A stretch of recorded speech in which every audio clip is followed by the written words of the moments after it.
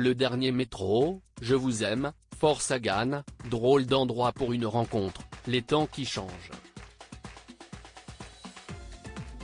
Les films à avoir réuni Catherine Deneuve et Gérard Depardieu sous le signe de l'amour sont nombreux. Après ces tournages et succès partagés, les deux monstres sacrés du cinéma français ont toujours entretenu une grande complicité et montré leur bonheur de se retrouver devant une caméra. À l'occasion de la sortie prochaine de Bernadette, biopic sur l'épouse de Jacques Chirac qui sera campée par la mère de Chiara Mastroianni, Society, en kiosque depuis ce 17 août, a rencontré la comédienne et l'a interrogée sur sa vision du féminisme en 2023. Un thème qui a amené à vedette des Parapluies de Cherbourg à évoquer rapidement les accusations d'agression sexuelle et de viol qui visent son amie de longue date depuis déjà quelques années. Prédateur sexuel, ça peut être une qualification objectivement adéquate, mais que des noms soient tout de suite, après une plainte, associés au mot viol dans la presse, je trouve ça choquant, que ce soit Gérard Depardieu, que j'aime beaucoup, ou un autre, a-t-elle déclaré, sans développer son opinion concernant l'affaire judiciaire qui concerne son ancienne acolyte au cinéma.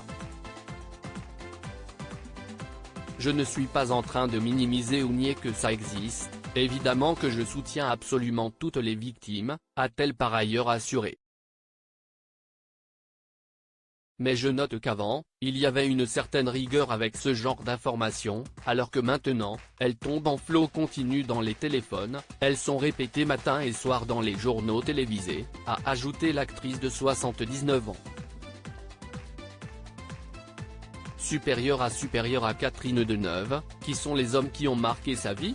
Catherine Deneuve défend la liberté d'importuner en 2018, un an après la naissance explosive du mouvement #MeToo, Catherine Deneuve avait été pointée du doigt pour avoir signé une tribune sur la liberté d'importuner parue dans Le Monde. Une polémique sur laquelle elle est également revenue dans les colonnes de Society.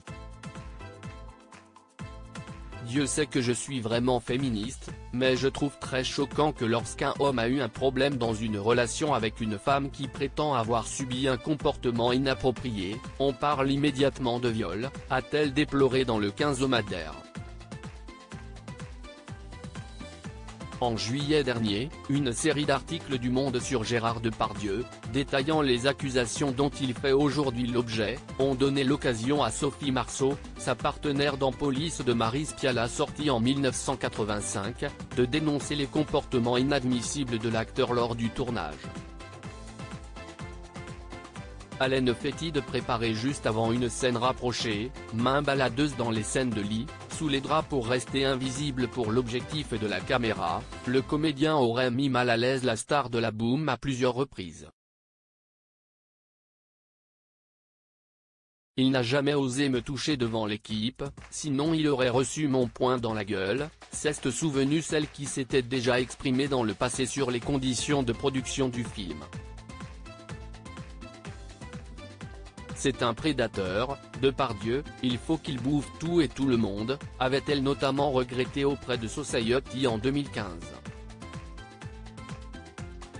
Gérard Depardieu mis en examen sur le plan judiciaire, Gérard Depardieu a été mis en examen en 2020 pour des soupçons de viol et d'agression sexuelle suite à une plainte déposée par la comédienne Charlotte Arnoux pour des faits qui se seraient déroulés en 2018.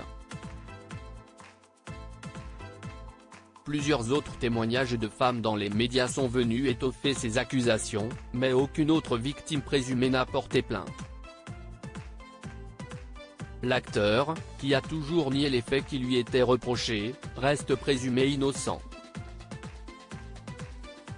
Crédit photo, MPP.